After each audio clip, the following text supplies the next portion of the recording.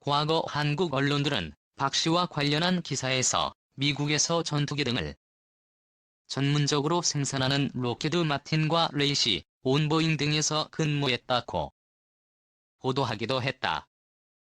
특히 박 씨는 미국의 최첨단 전투기 F-22 랩터의 무장체의 소프트웨어 시스템 설계 책임자를 지냈던 것으로 보도됐다.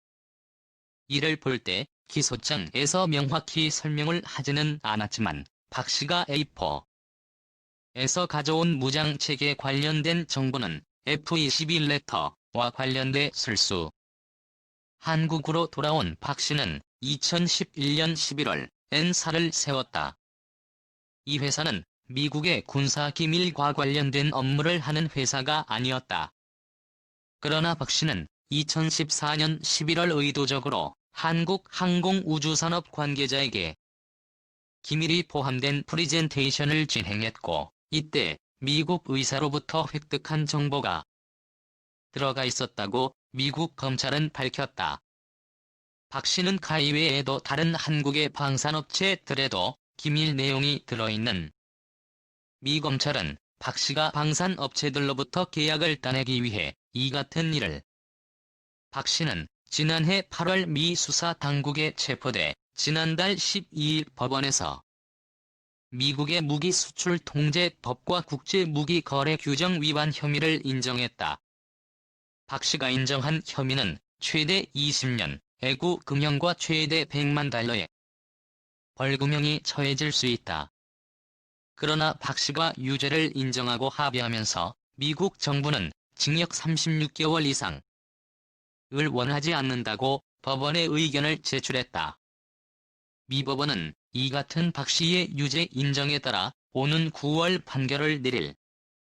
이 밖에도 보도에 따르면 미 법원은 지난달 한국인 사업가 정모 씨가 미국의 군용 전략 물자 품목을 구매해 중국 회사에 판매한 기소장을 공개하기도 했다. 정 씨는 군용으로 전용될 수 있는 무선 주파수 증폭기, 전력 증폭기 등을 한국으로 수입한다고 속인 뒤 실제로는 중국으로 수출했다. 이들 제품은 첨단 항공기와 레이더 제조에도 쓰일 수 있어 미리 허가를 받은 사업자만 살 수 있다. 미국 연방법원의 차라는 지난 2014년 정 씨에 대한 공소장을 제출했고, 2017년 뉴저지, 2018년 워싱턴 DC 연방법원에 기소한 뒤 사건을 비공개 처리하다 지난 6월 8일에 공개했다. 수사가 이루어진 지 6년, 기소된 지 3년 만이다. 이 때문에 미국 법원이 기소 사실을 공개한 것이 중국과 민감한 기술을 거래하려는 한국 기업들에 대한 경고 차원이 아니냐는 해석이 나온다. 이에 스텔스 기술 결정체 F-35일의 소스 코드까지 공유. 미국이 최신의 스텔스 전투기인 F-35의 소프트웨어에 대한 기밀을 제공하겠다고 일본 방위성에 제안했다는 보도가 나오면서 미국에 있어 일본이 갖는 전략적 가치가 어느 정도인지 다시 한번 확인됐다는 평가가. 미국은 F-35 같은 최신의 전략무기는 동맹국이 나우방국에도 함부로. 그런 만큼 미국이 F-35 소프트웨어 기밀 정보를 제공하겠다고 나선 것은 미일 동맹이 그만큼 견고하다는 것을 보여주는 증거라는 것이다. 일본 요미우리 신문은 17일 일본 정부 관계자를 인용해 미국이 F-35 엔진 등 부품이나 미사일을 제어하기 위해 기체에 탑재한 소프트웨어에 대한 기밀 해제 의향을 나타냈다고 보도했다. 소프트웨어 제공은 소스코드, 즉 설계와 관련된 정보를 넘기겠다는 의미다. F-35 전투기는 미국의 일부 동맹국이 나우방국에만 허용될 정도로 중요한 미국의 전략물자다. 이러한 스텔스기 설계 기밀을 제공하겠다는 것은 미국이 40년 넘게 축적해온 스텔스 관련 기술을 공유하는 것과 다를 바 없다. F-35는 무적의 전투기로 평가받는 F-22 랩터와도 견줄만한 스텔스 능력을 갖추고 있다. F-22는 대형 기종으로 제공권 장악을 목적으로 하는 반면 F-35는 중소형 기종으로 지상 공격과 함께 제공권 장악까지 실행할 수 있도록 F-22의 보급형 모델인 셈이다. F-35의 최대 속력은 마하 1월 8일 전투 행동 반경은 1918km다. 지난달 이대가 배치된 청주 공군기지에서 평양까지 약 300km, 신의주까지 약 500km임을 감안할 때 적 레이더에 잡히지 않는 스텔스 상태로 북한 전역을 다녀올 수 있다. F-35는 특히 최강의 카운터 스텔스 능력을 갖고 있다. 카운터 스텔스는 스텔스 전투기 간이 대결을 상정한 것으로 먼저 보고 먼저 죽인다로 요약할 수 있다. 카운터 스텔스 기능만큼은 F-35가 F-22보다 더 낫다는 평가도. 한 군사 전문가는 F-35는 미국이 보유한 스텔스 기술의 결정체라고. F-22가 개발될 때 만에도 맞설 수 있는 스텔스 전투기가 없었기 때문에 카운터 스텔스 기능이 크게 요구되지 않았지만 최근 중국과 러시아가 스텔스기 개발에 매진하면서 최근 출시된 F-35엔 다양한 카운터 스텔스 능력이 탑재됐다는 것이다. 그런 만큼 미국은 스텔스기를 동맹 우방국이라고 해서 무조건 팔지 않는다. 미국으로부터 F-35를 구입하거나 앞으로 도입할 나라는 한국, 일본, 이스라엘, 영국, 호주, 싱가포르, 터키, 이탈리아 등 8개 나라에 불과하다. 더구나 F-35를 도입을 승인했다 해도 핵심 기술은 절대 넘기지 않는다. 한국군은 정부 간 합의를 통해 외국에 군수 물자와 서비스를 판매할 수 있는 미국의 대외 군사 판매 규정에 따라 2021년까지 F-35 40대를 도입하기로 했다. 1차 인도 번위 대가 지난달 청주 공군기지에 들어왔다. 작년 3월 미국 텍사스주 포트워스에서 한국의 F-35의 첫 출고 기념식을 앞두고 마크 네퍼 주한미대사 대리가 한 미동맹 의역량을 현대화하고 확장하려는 한 미양국 노력의 결정체라고 평가한 것도 이 때문이다. 미국은 애초 우리나라의 F-35 판매 계약을 체결하면서 한국형 차세대 전투기 개발을 위해 25개 분야의 기술을 이전하기로 약속했다.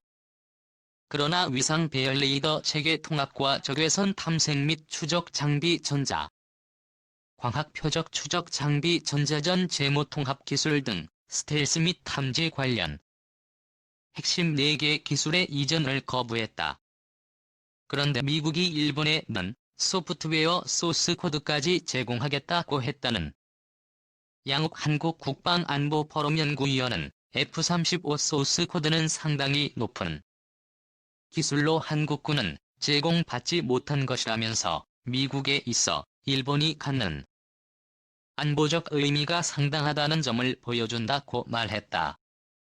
꿈의 전투기로 불리는 F-22 레터의 동체 표면에 코팅된 특수 재료에 중대 결함이 있는 것으로 드러났다고 워싱턴 포스트가 10일 보도했다. WP에 따르면 미 국방부가 극비리에 진행한 테스트 결과 스텔스 기술이 적용된 F-22 레터의 동체에 레이더 전파를 흡수하도록 던이 펴진 눈과 비 등 다양한 기후 환경에서 특히 취약한 것으로 밝혀졌다. 국방부의 운영시험평가실이 2004년부터 2008년까지 레터를 테스트해 내놓은 기밀 자료에서 레터 동체 표면에서 작은 조각들이 떨어져 나와 이를 다시 붙이고 말리는 작업에 꼬박 하루 이상이 소요된다고 밝히고 있다. 4년간 F-22 레터 1시간 비행당 평균 보수 시간은 20시간에서 32시간으로 늘어났고 보수 시간 가운데 동체 표면 수리에 드는 시간이 절반 이상을 차지했다. 공군은 F-22 2008년 비행 1시간 당 운영 비용은 44,259달러라고 밝혔다. F-22의 전신인 F-15는 운영 비용은 3818달러였다.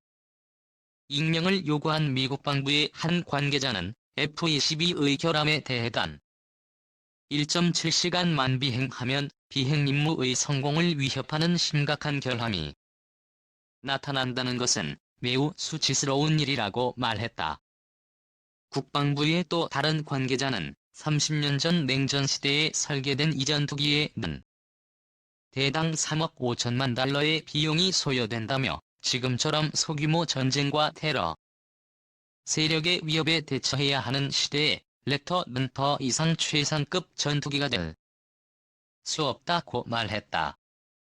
록히드 마틴의 시험 비행연구소에서 근무했던 스텔스 기술 전문가 데럴 올슨도 지난 2005년 동료로부터 동체 표면 코팅 재료와 레이더 전파를 흡수하는 특수 재료가 빗물에 특히 약하다는 얘기를 들었다고 말했다. 이 같은 사실을 공군 측에 이실직고 해야 한다고 상부에 보고했지만 무시됐다면서 병가를 떠난 사이에 록히드 마틴이 자신을 해고했다고. 올슨은 결국 2007년 록히드 마틴을 상대로 회사가 F-22 스텔스 기수 레결함이 있다는 것을 알면서도 공군 몰래 이 기술을 전투기 생산에 적용했다면서 소송을 제기했었다. 업무부는 현재 이 같은 의혹 제기에 대해 내사를 진행 중인 것으로 랩터에 이 같은 결함이 있다는 내용의 보고서는 미 국방부가 예산 절감을 이유로 랩터를 187대를 끝으로 주문을 중단하겠다고 발표한 가운데 나온 일본 정부가 중국의 군사력 증강과 북한의 위협 등을 감안해 차기 주력 전투기로 F-22 구매에 깊은 관심을 보임에 따라 미상원 군사위원회는 지난달 말 F-22를 수출용으로 생산하는 방안을 검토할 것을 국방부에 요청하기로 한 상태다. F-22 랩터 데모팀의 역할은 미국 공군은 지난 2015년에 버지니아주 랭글리 공군기지 공군 전투 사령부 소속의 F-22 랩터 데모팀을 한국으로 출격시켰다. 공식적으로는 서울국제항공우주 및 방위산업 전시회에 참가하기 위한 비행이었지만 군 내부에서는 북한을 향한 메시지 전달이 주요 목적으로 F-22는 2006년 6월 23일 알래스카 일대에서 실시된 오더네지 훈련에서 가상의 적기를 108대 0로 제압하는 놀라운 격추 실력을 보여줬기 때문에 북한의 군사적 억지력을 보여주기에 충분했다. 에어쇼 참가에도 의미는 있었다. F-22 데모팀의 방문은 아시아권에서 개최되는 에어쇼에 처음 참가했다는 점에서 눈여겨볼 만했다. 비행데모 팀은 F-22 랩터 1대를 이끌고 서울 어덱스 행사 기간 동안 기동 비행 시범도 선보였다. F-22 데모팀은 2년 뒤인 2017년에 또 한국을 방문했다. F-35B 스텔스 전투기도 동시에 출격했다. 미국의 F-22와 F-35B를 동시에 출격시키는